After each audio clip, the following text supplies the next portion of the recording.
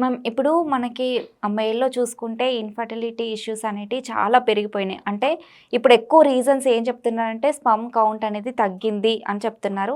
అసలు రీజన్ ఏంటి మేడం దానికి?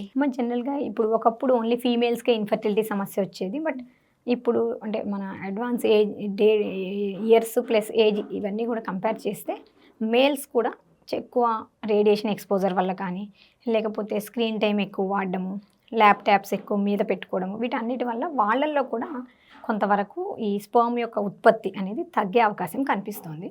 సో మెయిన్‌గా ఏంటంటే మేల్స్‌లో టెస్టోస్టిరాన్ అని ఒక హార్మోన్ అనేది ఉంటుంది. ఈ టెస్టోస్టిరాన్ హార్మోన్ ఏం చేస్తుందంటే మగవాళ్ళల్లో మనకి అంటే మేల్ లక్షణాలని ఉత్పత్తి చేస్తుంది. అంటే లైక్ మీసాలు గడ్డాలు రావడము, వాళ్ళ చెస్ట్ డెవలప్మెంట్, ఇవన్నీ కూడా హార్మోన్ యొక్క ప్రొడక్షన్కి సంబంధించినవి. అలానే సెరటోలీ సెల్స్ అని ఉంటాయి. ఇవి ఏం చేస్తాయంటే స్పర్మ్ యొక్క ఉత్పత్తిని అంటే వీర్యకణాల తయారీకి ఉపయోగపడుతుంది. కొంతమంది మగవారిలో ఏమవుతుందంటే ఇది బీజం అంటాము, అంటే టెస్టిస్ నుంచి మనకి స్పర్మ్ అనేది తయారవుతుంది. పుట్టుకతో లోపాలు ఉంటాయి, అంటే వీటిని జెనెటికల్ ఫ్యాక్టర్స్ అంటాం. ఓకే. అంటే పుట్టినప్పుడే కొంతమందిలో ఈ సెరటోలీ సెల్స్ అనేవి తయారీ ఉండవు. సో వీళ్ళకి 0 కౌంట్ ఉంటుంది. బట్ ఆ విషయం ఆ ఏజ్లో అర్థం కాదు. వీళ్ళు మ్యారేజ్ అయిన తర్వాత పిల్లల కోసం ట్రీట్మెంట్కి వచ్చినప్పుడు మేము వాళ్ళకి సీమెన్ అనాలిసిస్ అనే టెస్ట్ చెప్తాము. ఆ టెస్ట్లో కనుక కౌంట్ 0 ఉంది అంటే వీళ్ళకి 2 రకాల ప్రాబ్లమ్స్ ఉంటాయి. అంటే దాన్ని 0 ఉండడాన్ని ఏజోస్పర్మియా అంటాము. మెయిన్గా ఏజోస్పర్మియాలో ఏమవుతుందంటే అసలు ఈ సెల్స్ అబ్స్ట్రక్షన్ అన్నా ఉంటాయి, వచ్చే దారి బ్లాక్ అన్నా అవుతుంది, లేదా శరీరంలో సెరటోలీ సెల్ ఎబ్నార్మాలిటీ అంటే అసలు ఉండకపోవడం. కొంతమందిలో ఏంటంటే టెస్టిస్ అనేది ఉండాల్సిన చోట లేకుండా అబ్డామిన్లో అంటే పొట్టలో ఉంటుంది, అది పుట్టుకతో వచ్చే లోపం. ఇవన్నీ కూడా స్కానింగ్ ద్వారా తెలుస్తాయి. దీనికి స్క్రోటల్ స్కాన్ అని ఒక టెస్ట్ అడ్వైస్ చేస్తాము. So semen analysis, scrotal scan ద్వారా అసలు మగవారిలో ఎందుకు కణాలు తగ్గుతున్నాయి ఏంటి అనేది తెలుసుకోవడానికి కొంత అవకాశం ఉంటుంది. అలానే మనం హార్మోన్ టెస్ట్ అంటాము. కొన్ని రకాల హార్మోన్స్ ప్రొలాక్టిన్, టెస్టోస్టిరాన్, ఎఫ్ఎస్హెచ్ అని ఉంటాయి. ఇవి కనుక చేస్తే మనకి కొంతవరకు ఎందుకు వీళ్ళకి ఈ ప్రాబ్లం వస్తుందో తెలుస్తుంది. అలానే ఇంకొన్ని కేటగిరీస్లో ఏమవుతుందంటే స్పర్మ్ ఉంటుంది కానీ నార్మల్ రేంజ్ కంటే తక్కువ. దీన్ని మనము అంటే ఆలిగోస్పర్మియా అంటాం. వీళ్ళకి పిల్లలు అవుతారు.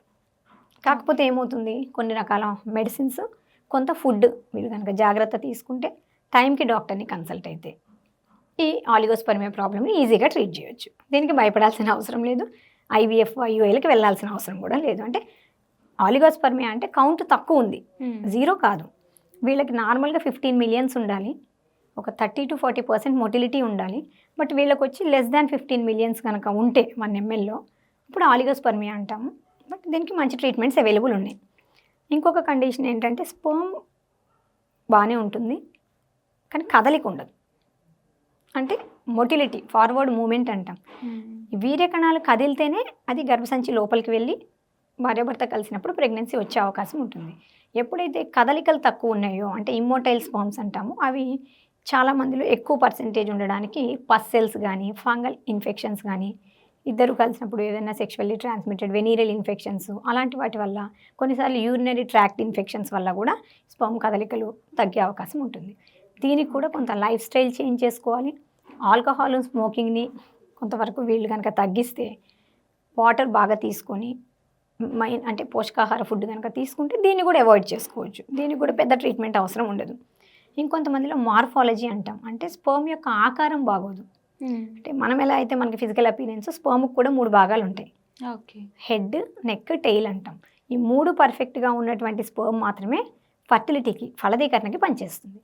కొన్ని భాగాలు లేకపోవడము, ఒక్కొక్కసారి తల ఉంటే మెడ ఉండదు, లేదా ఉంటే తోక ఉండకపోవడం, ఇటువంటివి స్విమ్ చేయలేవు. కాబట్టి అప్పుడు వీళ్ళకి న్యాచురల్ ప్రెగ్నెన్సీ వచ్చే ఛాన్స్ తక్కువ ఉంటుంది. దీన్ని యాస్థినో టెరటోస్పర్మియా అంటాం. సో కాబట్టి ఈ అన్ని కండిషన్స్ డైరెక్ట్గా బయటికి కనపడవు. వీళ్ళు ఒక్కసారి సీమెన్ అనాలిసిస్ అనే టెస్ట్కి ఇస్తే అది చిన్న ప్రొసీజర్, 15 మినిట్స్లో అయిపోతుంది.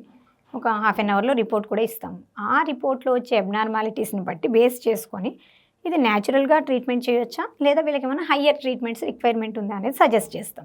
కానీ చాలామంది మేల్స్ ఏం చేస్తారంటే అసలు మాకేం ప్రాబ్లం ఉండదు అని ఒకటి, లేదా వెళ్తే ఏం తెలుస్తుందో అనే భయంతో కొంత బయటికి రారు. ఓకే. సో అలా కాకుండా వీళ్ళు స్టార్టింగ్ స్టేజెస్లో కనుక తెలుసుకుంటే వీటన్నిటికీ కూడా మంచి ట్రీట్మెంట్స్ అనేవి అందుబాటులో ఉన్నాయి. అండ్ హోమియోపతిలో 0 కౌంట్కి కానీ, ఆలిగోస్పర్మియాకి కానీ, లేదా మార్ఫలాజికల్లీ ఇంప్రాపర్గా ఉన్న స్పర్మ్స్కి కూడా చాలా మంచి ట్రీట్మెంట్స్ అందుబాటులో ఉన్నాయి. ఎటువంటి ఆర్టిఫిషియల్ ప్రొసీజర్లు అవసరం లేకుండా న్యాచురల్ మందుల ద్వారానే మనం తగ్గించగలుగుతాం. ఓకే. హోమియోపతిలో. మ్యామ్ ఈ మేల్ ఇన్ఫర్టిలిటీ రాకూడదు అంటే ఒకవేళ వచ్చినా కూడా కవర్ చేసుకోవాలనుకుంటే ఏం ఫుడ్స్ తీసుకుంటే మంచిది? మంచి ప్రశ్న అడిగారు. తొందరగా రికవర్ అవ్వడానికి. మెయిన్గా ఏంటంటే వీళ్ళు ఒకటి రేడియేషన్ని తగ్గించుకోవడము, అంటే స్క్రీన్ టైంని కొంత తగ్గించాలి.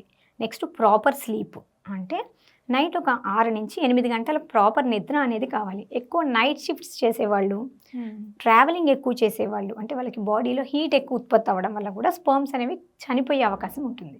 సో కాబట్టి కొంత వేడి హీట్ బాడీ కనుక ఉంటే చలవ చేసే పదార్థాలు ఎక్కువ తీసుకోవాలి. అంటే ఫ్రూట్స్లో కూడా మనకి అంటే మస్క్ మిలన్ అంటాము, మంచి గుమ్మడి, అలానే వాటర్ మిలను, ఇలాంటివన్నీ ఎక్కువ తీసుకోవాలి. ప్లస్ నిద్రతో పాటు స్ట్రెస్ని కూడా తగ్గించుకోవాలి. అంటే ప్రతి చిన్నదానికి ఆందోళన, యాంగ్జైటీ, కోపం, కంగారు ఇలాంటివి ఉంటూ ఉంటాయి కొంతమందికి.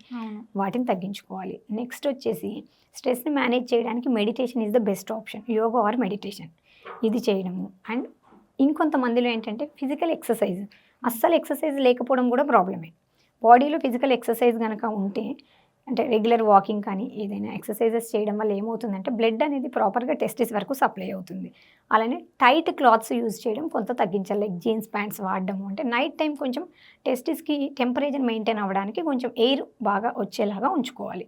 ఆల్కహాల్, స్మోకింగ్ మ్యాండేటరీగా ఆపేయాలి ఎవరైతే ప్రెగ్నెన్సీకి ట్రై చేస్తున్నారో వాళ్ళు. ఎందుకంటే అది స్పర్మ్ యొక్క డిఎన్ఏని దెబ్బతీస్తుంది. సో దానివల్ల మార్ఫాలజీ అనేది తేడా వచ్చే అవకాశం ఉంటుంది. ఇవి కనుక అవాయిడ్ చేసి వాళ్ళు తినే దాంట్లో వాల్నట్స్, అట్లే ఒమేగా-3 ఫ్యాటీ యాసిడ్స్ ఉండే ఫుడ్స్ ఉంటాయి, జింక్ ఎక్కువగా ఉండే ఫుడ్స్ అంటే బనానా, అలానే టమాటో, ఇందులో లైకోపిన్ అని ఉంటుంది. సో ఇవన్నీ కూడా మన స్పర్మ్ యొక్క హెల్త్ని ఇంప్రూవ్ చేస్తాయి. సో మనం తీసుకోవాల్సిన వాటిల్లో ఎక్కువగా బ్లూబెర్రీస్, బ్లాక్ బెర్రీస్, అలాంటివి, పాలకూర, స్పినాచ్, అది కూడా చాలా మంచిది ఫుడ్. సో ఇవి న్యాచురల్గా మెయిన్గా తీసుకోవాల్సినవి మనకి దొరికే అవైలబుల్ ఫుడ్స్ నేను చెప్తున్నాం అన్నీ కూడా. ఇప్పుడు అలానే ఖర్జూరం ఒకటి, ఎండు ద్రాక్ష, బాదం, అందులో విటమిన్ ఈ ఉంటుంది. అలానే విటమిన్ సి ఫుడ్స్ అంటే నారింజ, ఆరెంజ్, కమల, మనకి ఇటువంటివి కనుక ఎక్కువ తీసుకోవడం, లెమన్ వాటర్ విత్ హానీ తీసుకోవడం, ఇవి కనుక చేసినట్టయితే చాలా వరకు న్యాచురల్గానే స్పర్మ్ క్వాలిటీ ఇంప్రూవ్ అవుతుంది. Okay ma'am.